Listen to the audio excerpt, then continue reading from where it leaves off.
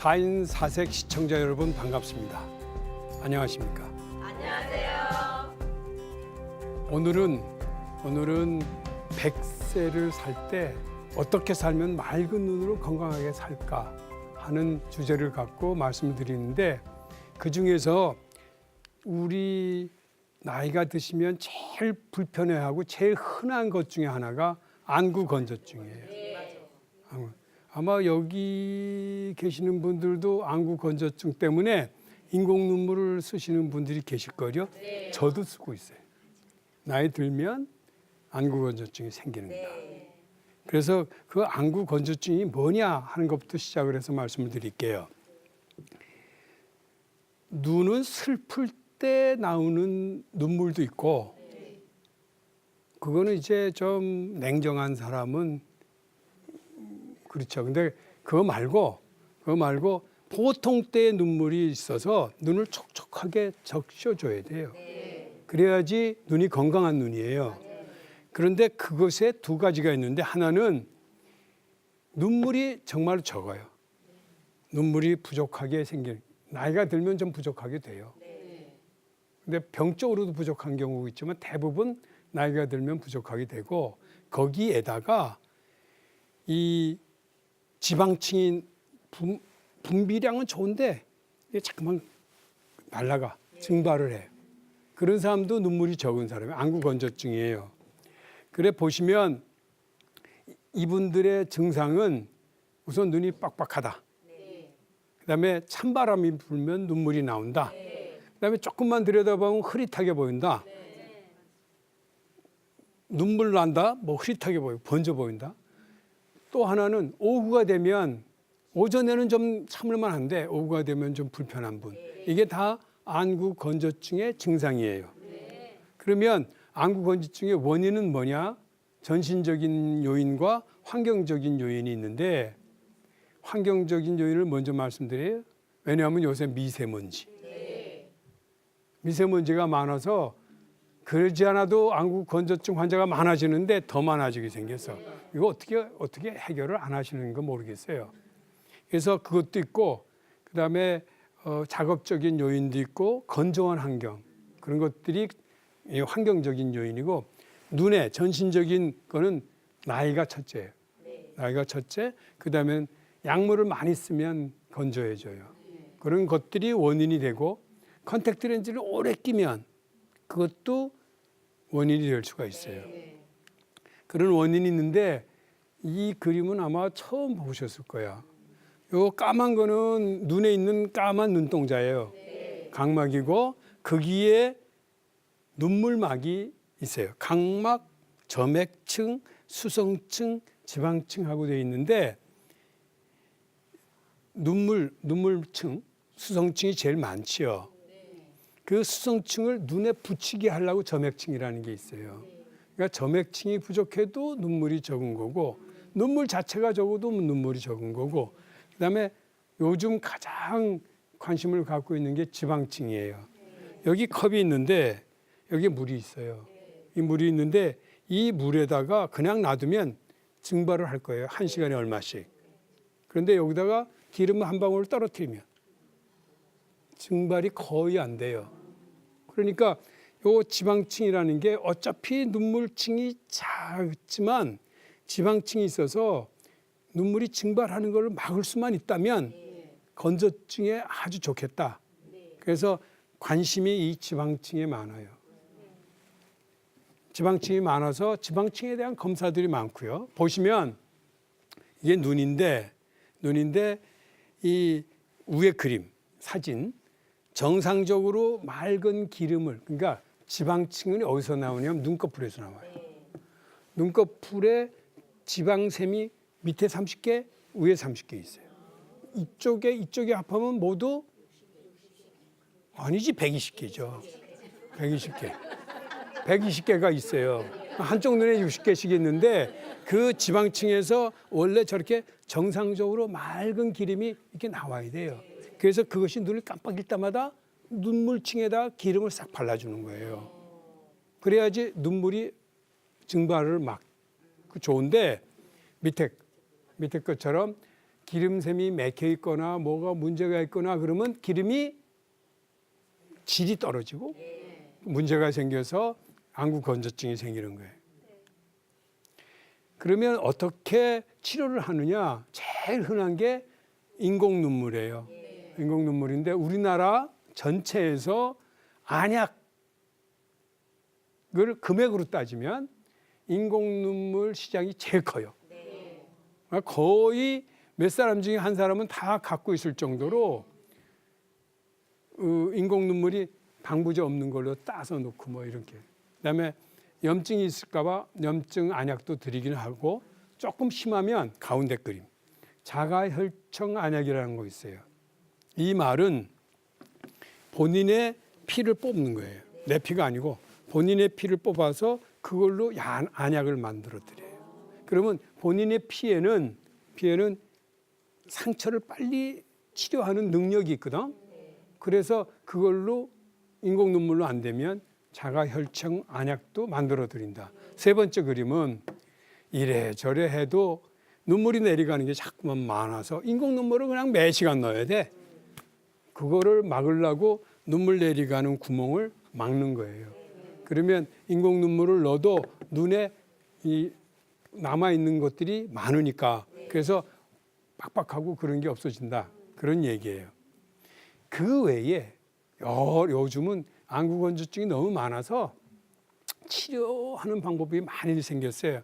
그러니까 눈꺼풀도 뭐 마사지도 해주고 뜨뜻하게도 해주고 그다음에 레이저로 치료도 해주고 그다음에 그 리피프로요라고 이렇게 콱콱 짜주는 그런 기계도 있어요. 근데 기계들이 다 그렇게 만만치는 않아요. 힘도 들고 돈도 들고 그런 게 있거든요. 그래도 아주 눈물이 건조해서 죽겠다는 사람들한테는 많이 효과를 보이기 때문에 힘들어도 그 치료를 하죠. 그 치료 전 단계를 말씀드릴게요. 그러니까 인공 눈물을 써야 되고 눈이 빡빡하고 오후 되면 뭐 충혈되고 불편하다. 그런 분들은 이렇게 우선 하는 게 좋아요. 눈찜질하기야. 눈찜질하기. 이게 수건으로도 가능한데 요즘은 그 뜨뜻하게 팥도 넣어주고 뭐 여러 가지 방법으로 전자레인지에 30초 넣고 그럼 뜨뜻해져요. 그러면 그걸로 눈에 이렇게 되는 거예요. 한 10분 뭐 많이 하는 사람은 뭐 15분. 그러면 그 기름샘이 굳어 있던 게 녹아져요. 그래서 이거를 눈이 뻑뻑하고 건조하다 그러면 얼마 비싸지도 않아요. 약국 가면 팔고. 그다음에 두 번째는 이렇게 하시는 게 위에 눈꺼풀은 이렇게 내리고 밑에 눈꺼풀은 이렇게 올리는 마사지를 해주는 거예요. 그러면 기름이 짜진다는 거거든. 짜지는 거니까 이 두 가지 방법에다가 눈꺼풀 청소하는 게 있어요. 이것도 눈꺼풀 청소하는 그 약들이 있어요. 그 청결제가 있는데 그걸로 보통은 이렇게 해요. 찜질하고 마사지 한 다음에 나와 있는 것들을 이렇게 청결제로 씻어요. 씻고 그 다음에는 세수. 그런 방법으로 하면 안구 건조증의 초기에는 치료가 돼요. 그리고 그걸로 안 되면 아까 말씀드린 대로 좀 뭐라 그러나 이런 방법으로도 치료를 해야 돼요. 눈물이 적으면 시력이 떨어져요. 그렇게 하고 나중에 큰 일을 벌어질 수 있기 때문에 처음에는 그냥 웃으면서 인공 눈물 넣지만 심해지면 안 돼요. 그리고 안구 건조증을 예방 치료는 모니터의 위치가 항상 눈높이 이 높이보다 밑에가 있어야 돼요. 밑으로 내려 깔아야 돼요. 위로 쳐다보는 건 어려워요. 위로 보라 그러면 오래 못 봐요. 밑으로 보라는 건 잘 보는데 그러니까 눈이 피곤하지 않게 모니터 위치는 항상 밑으로 깔아라 그런 얘기고요. 옛날에 여러분들은 초등학교는 아니죠. 국민학교가 많죠. 국민학교 수업이 50분 수업하면 10분 쉬었어요.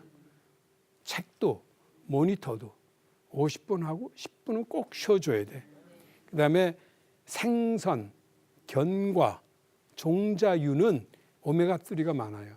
감마 리놀렌산도 많고 이것이 눈물에 아주 좋아요.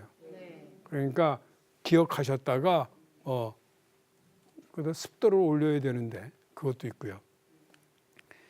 다음에는 비문증에 대해서 말씀드릴게요. 이건 날파라증이라고 그러는데 아마 저도 있는데 저는 오른쪽 눈에는요 한 30 몇 년 된 게 있고요. 이쪽 눈은 3년 된 게 있어요. 안과 의사가 안과 전문의가 뭐 그러느냐? 그러지만 있는 거 있다고 그러지 뭐. 근데 저는 이 비문증이 어디 갔나 찾으면 있어요. 그리고 피곤하면 생기고. 그래갖고 밝은 데 보면 보이고. 근데 변화가 없어. 이게 변화가 없는 비문증은 좋은 비문증이에요. 비문증이 좋은 게 있고 나쁜 게 있는데 좋은 비문증이에요.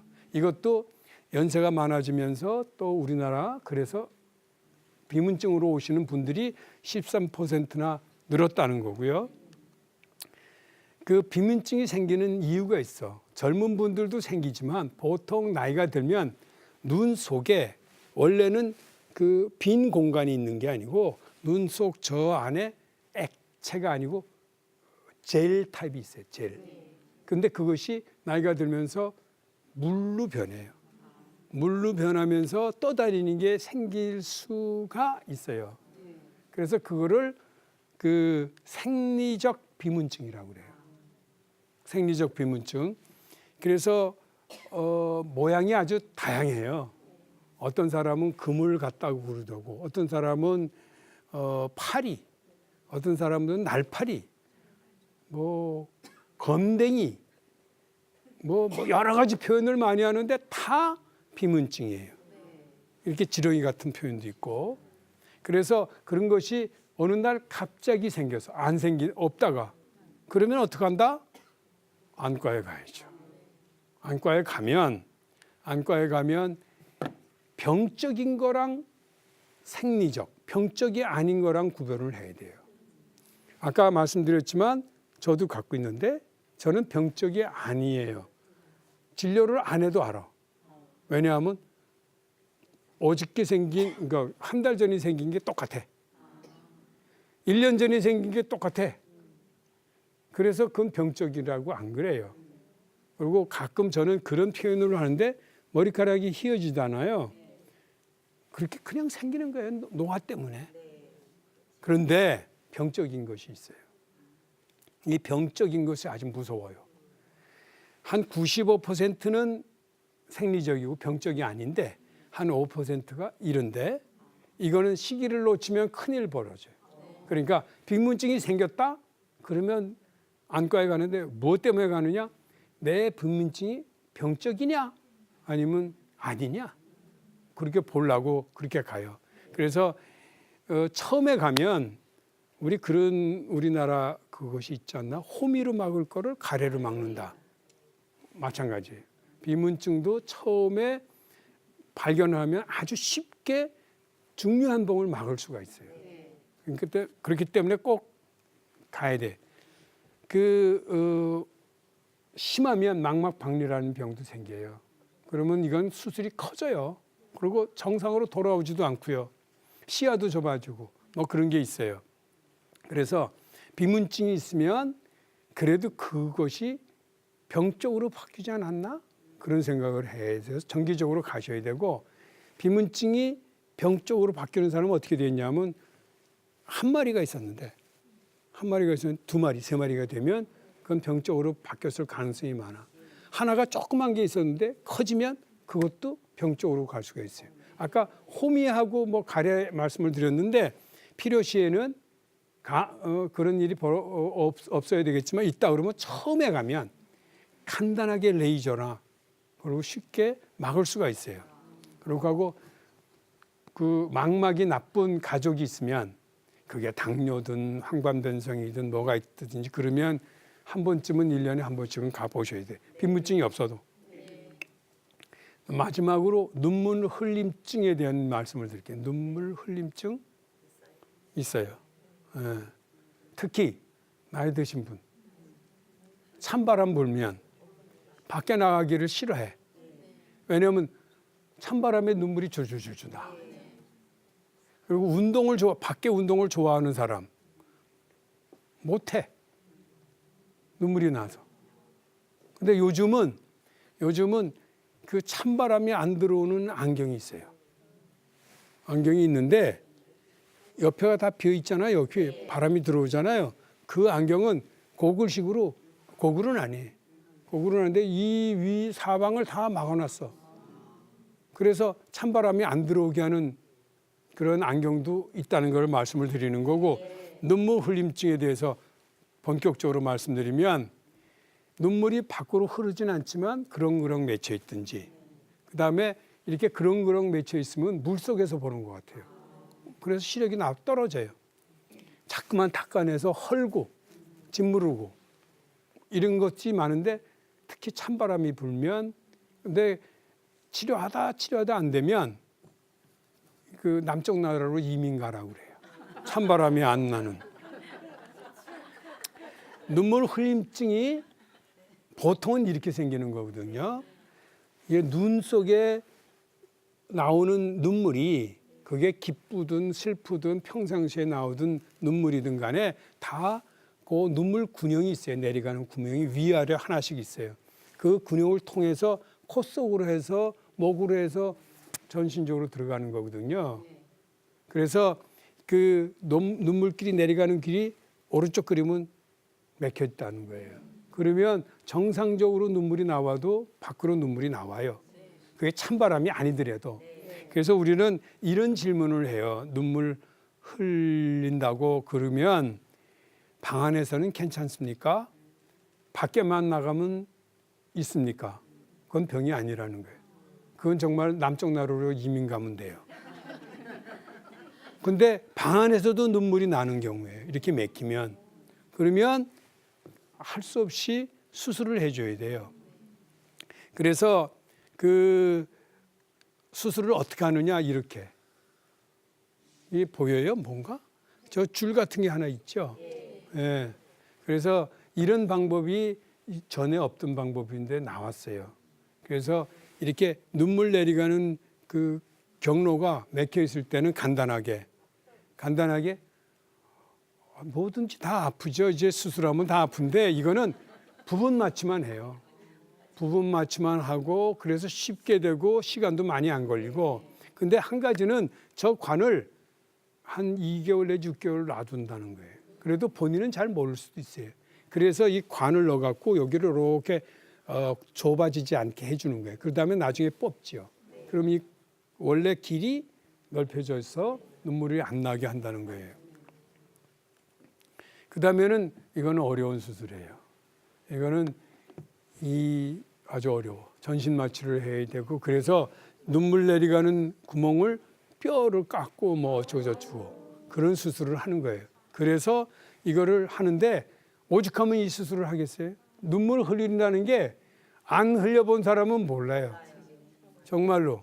그래서 흘려본 사람한테 하는 건데 수술을 잘 되는 경우들이 많아요.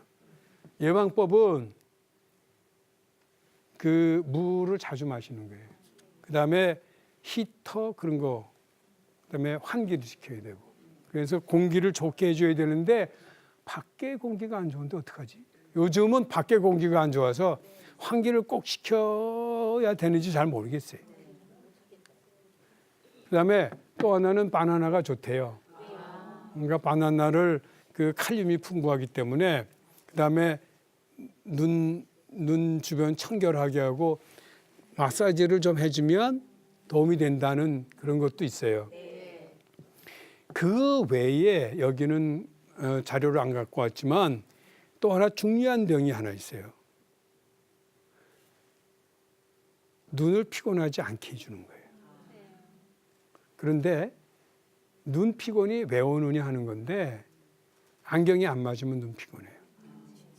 그러니까 눈 피곤하지 않게 하려면 안경을 체크를 해봐야 돼. 나는 안경을, 그리고 난시가 있는 사람. 그러니까 그런 사람은 이게 나쁜 사이클을 돌게 돼 있어요. 잠 못 잔 날, 스트레스 있는 날, 오후가 되니까 눈이 충혈되고, 그리고 머리도 아프고 눈뜨기도 싫고, 그것이 눈시 피로증이라고 그러거든요. 눈시 피로증. 그것이 있을 수가 있는데 그 원인이 하나는 안경이 안 맞는 경우예요. 그러니까 안경을 꼭 체크를 해 보셔야 돼. 그다음에 또 하나 뭐냐면 눈물이 건조한 경우. 또 하나가 사시기가 있는 경우에 그래요. 사시라는 건 눈이 돌아가는 거 아니에요. 그렇지 않아도 이게 눈이 돌아가려고 막 그러는 사람이 있어요. 그건 몰라요. 본인도 모르고 의사도 모르고 다 몰라. 그러니까 검사해 보면 아 그런 사람이 있어요. 그럼 그 사람은 우리는 눈을 감아도 눈이 똑바로 서 있어요. 근데 그분은 눈을 감으면 눈이 밖으로 이렇게 나가 있어요. 그러니까 눈을 뜨면 눈이 이렇게 모아져. 그러니까 힘을 준단 말이에요. 힘을 주고 있어요. 그분은. 그러니까 피곤한 날은 오후가 더 힘든 거예요. 그래서 어떻게 이 얘기하냐면 눈 건조증에 대한 치료를 해라. 여러 가지 방법. 건조증에 대한 치료를 해라. 안경을 꼭 체크를 해봐라. 그다음에 내가 혹시 사팔기가 있는지 없는지를 봐라. 그다음에 백내장이 있을 때 그럴 수 있어요. 눈이 부시고 피곤하니까. 그래서 그런 분들한테는 또 마지막으로 한 가지 말씀드리는 것이 낮잠을 주무세요. 그런다. 그 눈을 붙잡고 있는 근육이 6개가 있어요. 그리고 신경도 4개나 들어와 있고 뇌신경이. 그만큼 눈이 중요한 거예요. 6개나 있는데 그것이 초등학생 때는 힘이 이만큼 많아요. 그러다가 나이가 점점 들수록 그 힘은 떨어지는데 눈을 붙잡고 있는 힘이 이만큼 필요한 사람일지라도 그 힘이 부담이 되는 경우가 있어요. 그러니까 사팔기가 있느냐 그런 거예요.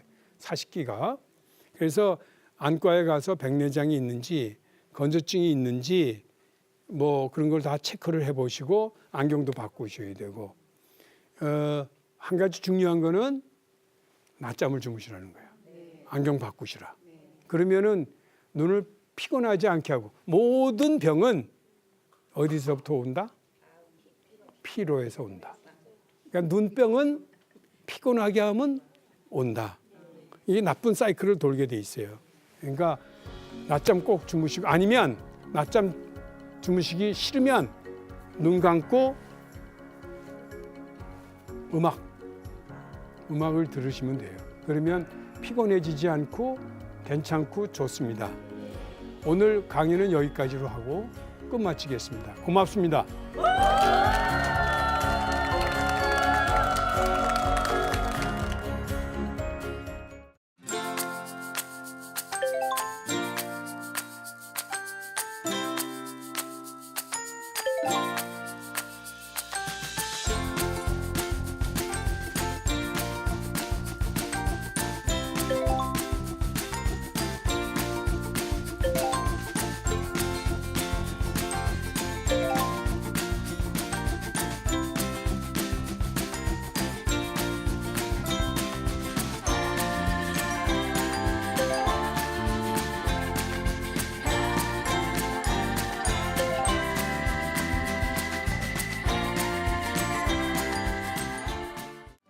이 프로그램은 CTS 방송가족의 사랑과 후원으로 제작되었습니다. 후원 전화 02-6333-1003번, ARS 060-800-1111번으로 전화 주세요.